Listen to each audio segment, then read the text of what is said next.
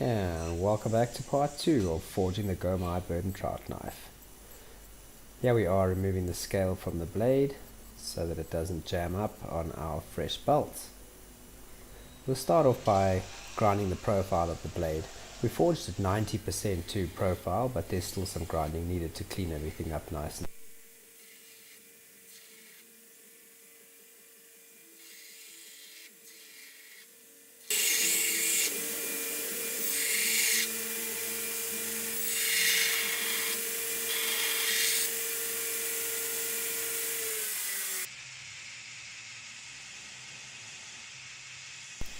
Using the small wheel attachment, I'll grind in the profile of the handle. Every now and then I'll hold the knife just to feel how the profile is coming along and to feel how it feels in my hand.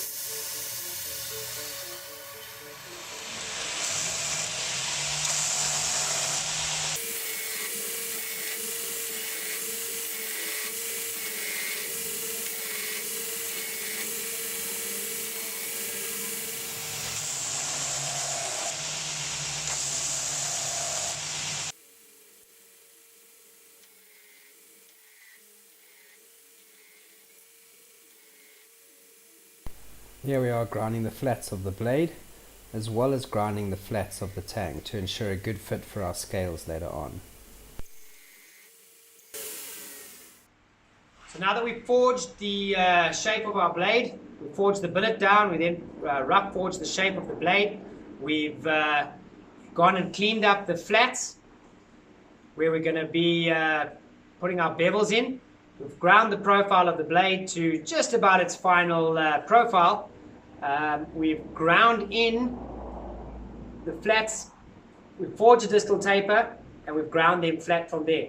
On Sanmai, I don't like to forge in the bevels because I find that if you forge the bevels in, you often have trouble with the pattern. So I prefer to stock remove from this point. It gives me a nice pattern that will be running nice and even along the center of the blade.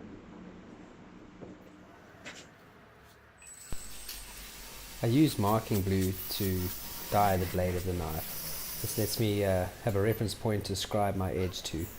When grinding, I want to grind down to that edge and not grind down too thin. Into my tungsten carbide file jig, which will help me with my plunge lines and setting them evenly on both sides of the blade.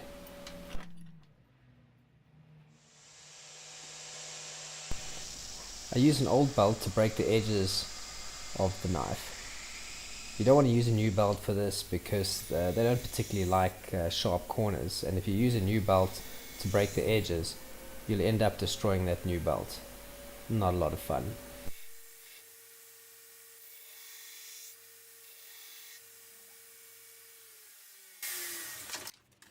Switching to a fresh 36 grit belt, it's time to work our bevel up towards the spine of the knife. Notice my thumb has changed position on the file guide to slightly further back down the spine. These are 3M Cubitron belts, 36 grit. They really hog steel.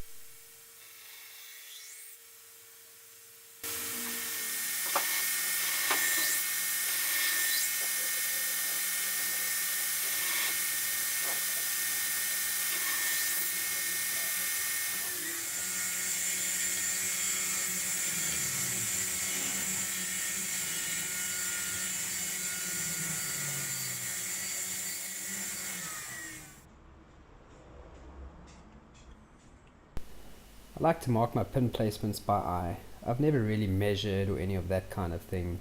I find doing it this way, I get it pretty accurate, and I use the flow of the tang and whatnot to position my pinholes to where I feel it'll be aesthetically pleasing.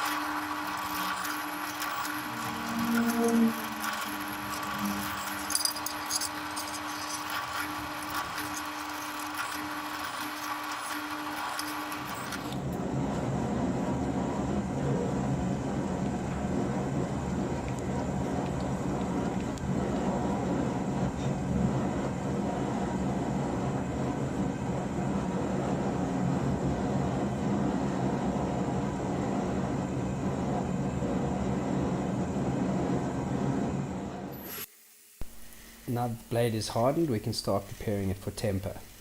I start by regrinding the flats just to make sure there's no warps that came out of the tang. Once we've done that, we can start grinding the blade and getting ourselves some clean steel to be able to see the temper colors. Just look at that sandmire pattern coming out of the quench. It's going to be beautiful.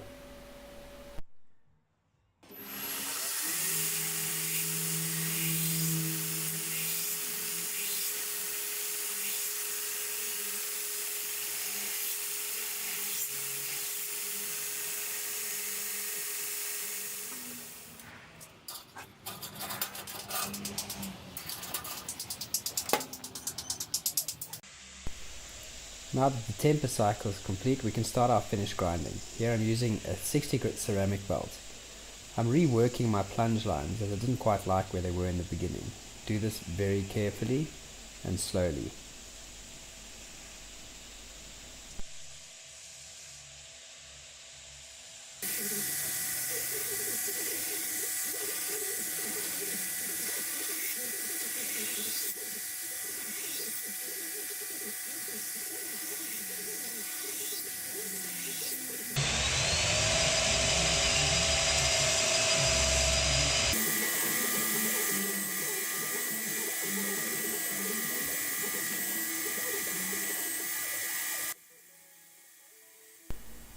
I'm using an A160 gator belt to clean up my plunge lines and remove the 60 grit scratches from the blade.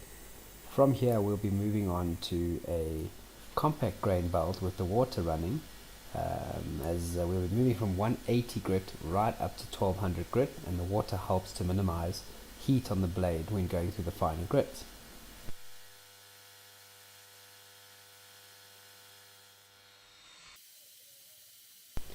Having a water system on your grinder really helps a ton. I can highly recommend it. Here I am running with a 1200 grit compact grain belt, and I'm running the machine quite quick, and I don't have any issues with heating while I'm smoothing out and final polishing on the blade. I can even go right up to the tip of the blade and hold it there without worrying.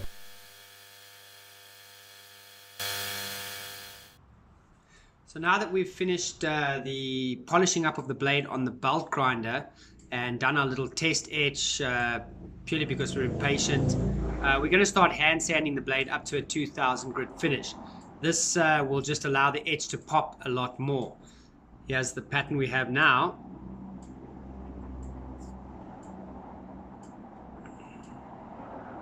And you can see it's still kind of dulled out and not quite visible. So we're going to hit the sanding desk and go on to the dreaded hand sanding, and we're going to sand the blade up to a 2000 grit finish, and from there on we should be able to see a clearer edge.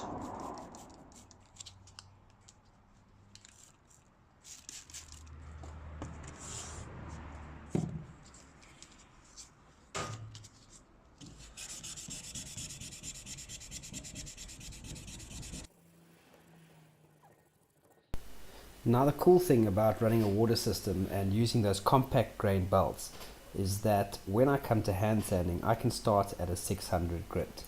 So here I am getting these initial scratches out on the 600 grit sandpaper, and it only takes me about 10-15 minutes to do this. From here I move up 800, 1000, 1200 and finally onto the 2000 grit paper.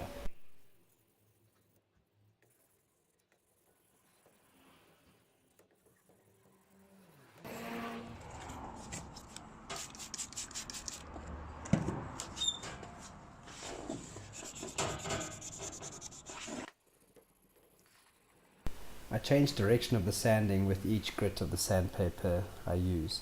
So 600 will be straight up and down, 800 will be to the side, 1000 straight up and down, and you get the idea.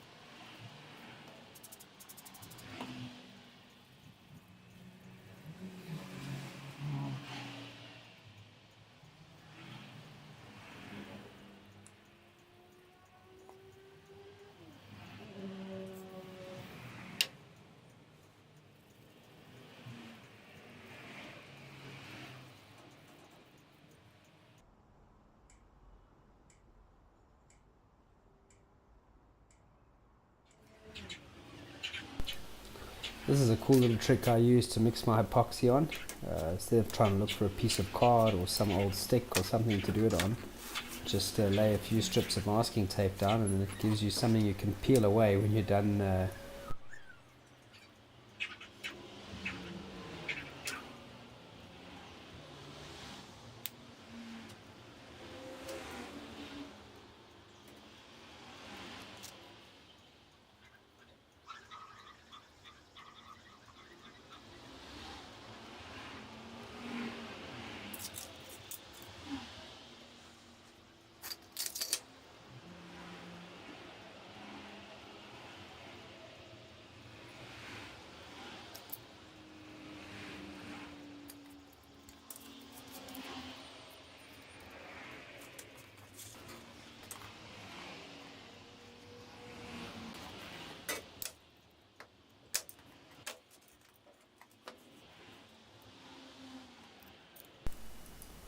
Unfortunately, I lost the footage of the process just before this.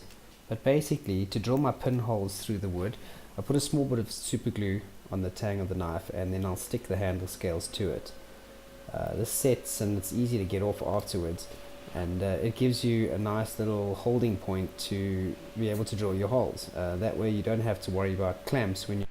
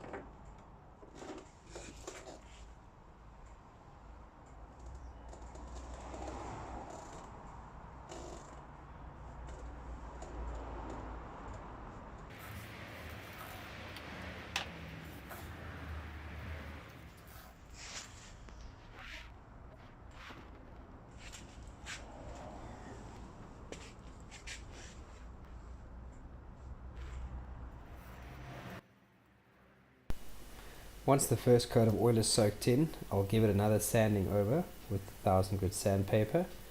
This just removes any of the high spots that might have pulled out of the grain from the oil. I'll then put another coat of oil on and repeat the process until the oil has completely soaked in.